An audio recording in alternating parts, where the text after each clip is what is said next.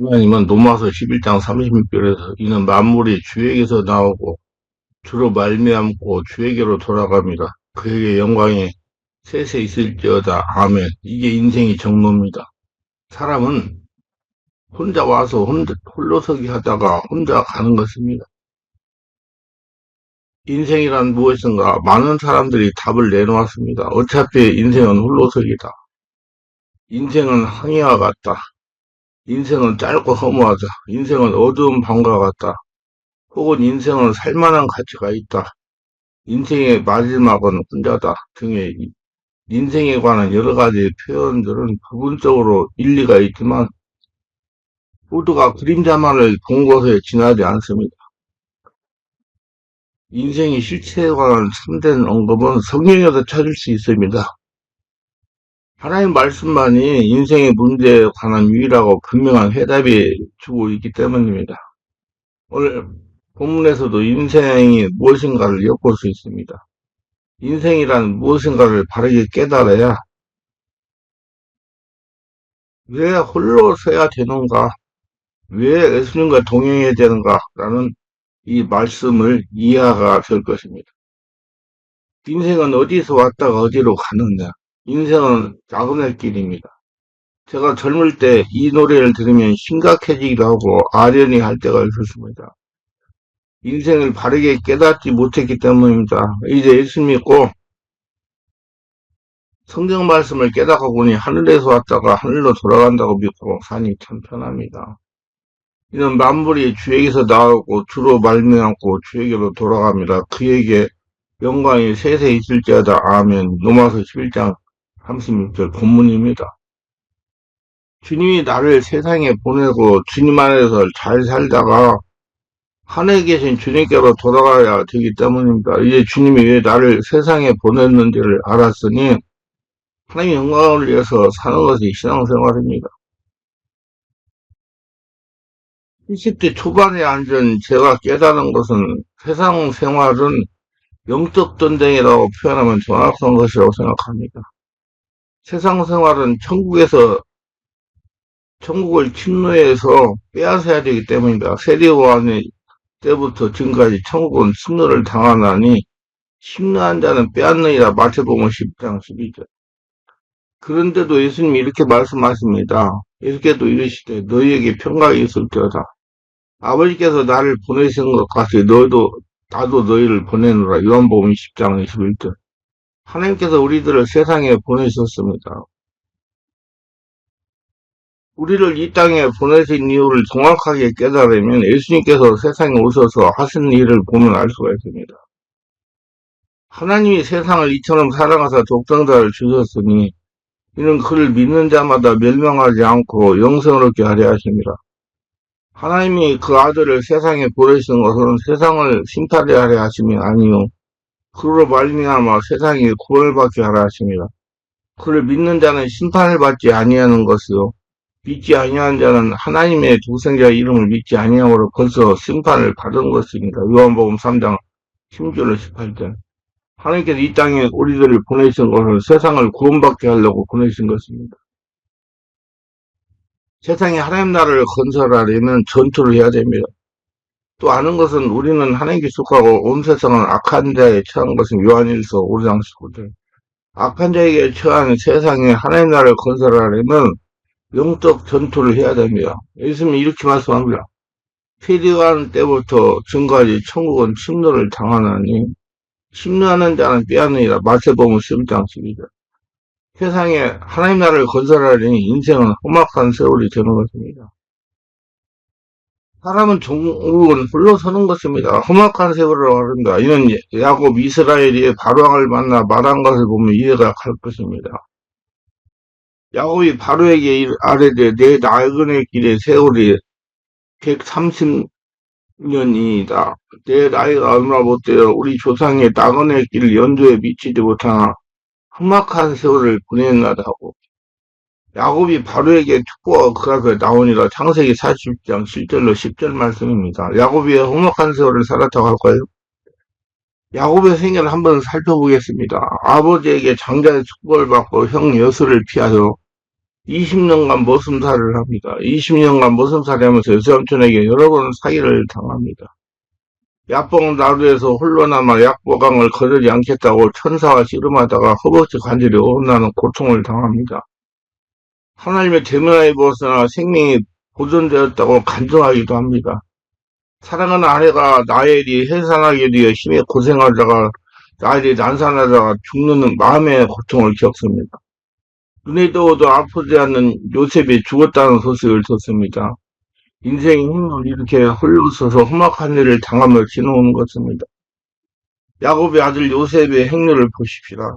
어린 나이에 어머니가 죽었습니다. 형들이 모함으로 구덩이에 빠져 죽음의 위험을 당합니다. 애굽에 가서 보디발의 집에서 머슴살이를 합니다. 요셉에게 하나님이 함께하니 보디발의 집이 하나님의 복이 내리 형통하게 되었습니다. 그러나 보디발이 아내의 모함으로 억울하게 감옥에 들어가게 됩니다. 나중에 애굽의 총리가 되긴 했지만 요셉도 이렇게 죽을 고비를 넘기면서 험악한 인생을 살았습니다. 모세도 인생이 만만하지 않았습니다. 체중에서 생사를 건너다니는 불안과 두려움의 고통을 겪습니다. 태어나서부터 생사의 갈림길에서 구사일생으로 살아났습니다. 나이 40이 되어 동족을 구할 생각이 나서 갔다가 그만 분노가 올라와 살인을 합니다. 일리나의 모세가 바로를 피하 미디안 땅으로 도망을 갑니다. 미디안에서 미디안의 제사장 사위가 되어 40년간 처가살이를 합니다. 그자가 때가 되어 호렙산 가시떨기 나무에서 하나님을 만나 하나님의 소명을 받습니다. 그래서 하나님이 주신 지팡이를 들고 바로왕에 가서 하나님 말씀대로 여러 가지 이적과 기적과 재앙으로 바로왕을 항복시킵니다. 이스라엘 민족을 이끌고 광야로 나오면서 여러 가지 고난을 당합니다. 그러나 모두 주인 되신 하나님의 함께하심과 도움으로 해결이 됩니다. 모세가 신광야 무리바에서 결정적인 실수를 합니다. 하나님의 반석을 명하여 물을 내라고 했는데 분일바라면서 반석을 쳐서 가나안에 들어가지 못합니다. 이렇게 많은 고생을 하고 이스라엘 민족을 이끌고 광야로 나왔지만 한 번 실수로 가나안에 들어가지 못합니다. 다윗의 인생길도 결코 만만하지 않았습니다. 다윗은 15살에 하나님에게 택함받고 사무엘로부터 하나님의 기름부을 받습니다. 다윗은 그 14년간 사울의 시기를 받아 사울에게 쫓기는 생활을 합니다. 생사를 넘나드는 고난의 세월을 합니다. 사울이 죽고 나이 30에 유다 나라 왕이 되고 수많은 전투를 하여 이스라엘 통일하여 이스라엘 왕이 되고 그러나 우리 아이 아내의 범하는 죄악으로 하늘 간의 가늠 사건이 발생하기도 합니다. 결정적으로 아들 압살롬이 반역을 일으켜서 도망을 가기도 합니다. 아들 압살롬이 먼저 죽는 슬픔을 당합니다. 이렇게 인생의 행렬에는 여러 가지 환란과 고통이 따르는 험악한 세월을 살게 되는 것입니다.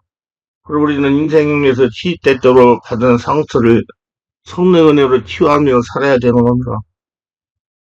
그래서 여러분의 지금 모습은 사건 사고의 집합적에도 과언이 아닌 것입니다. 열심히 없이 살아갈 수 없는 것입니다. 저도 험악한 세월을 살았습니다. 자세한 내용은 차로 설명하겠습니다. 우선적으로 저희 아버지께서 당시 49살, 제 나이 17살에 세상을 떠나 영원한 천국에 가셨습니다. 제 사랑하는 큰딸, 눈에도 넣어도 아프지 않은 딸이 3살 되던 해 교회 앞에서 놀다가 교회 버스에 접촉해서 사랑하는 아빠, 엄마를 세상에 두고 먼저 천국에 갔습니다. 저와 41년간 같이 인생을 살다가 영원한 천국에 먼저 들어간 우리 사모 역시 험악한 인생을 살았습니다.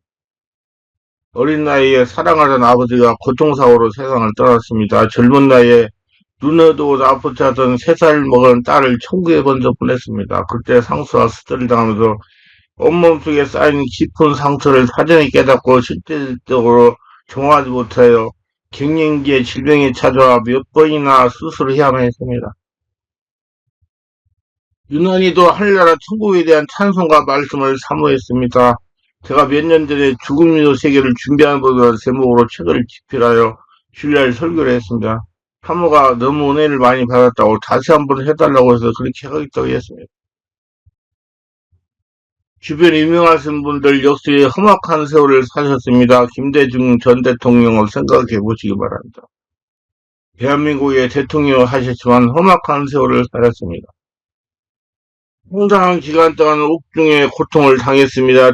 한국에서 떠도는 떠돌이 세월을 하셨습니다. 바다의 수장들에다가 살아난 고통을 당하는 등등 험악한 세월을 살았습니다. 얼마나 천국에 가신 조영기 목사님을 생각해 보시기 바랍니다. 젊은 시절 오대양 육대를 다니면서 복음을 증거하시고 하느님 은혜로 순복음교회를 세계의 최대 교회가 되게 하셨지만은 목회자의 인생은 즐겁고 순탄했다고 평가하지 못하고 험악한 인생을 찾았다고 말할 수밖에 없는 것입니다. 제가 인생 72년 인생을 살면서 깨달은 것은 인생살이가 그렇게 행복하고 즐겁기만 한 세월이 아닙니다. 제가 어느 날 약국에 가니까 나이가 지극하신 단골 약사분이 오랜만입니다. 왜 이리 오랜만에 오셨습니까? 그래서 제가 그동안 사건 사고가 많아서 찾아오지 못했습니다. 그러니 그분이 하시는 말이 원래 인생은 사건 사고를 당하면서 사는 것이 인생입니다. 그러시더라고요. 제가 인생은 사건 사고를 당하면서 사는 것이 인생이고 하면서 은혜를 받았습니다. 여러분 인생은 사건 사고를 당하면서 사는 것입니다.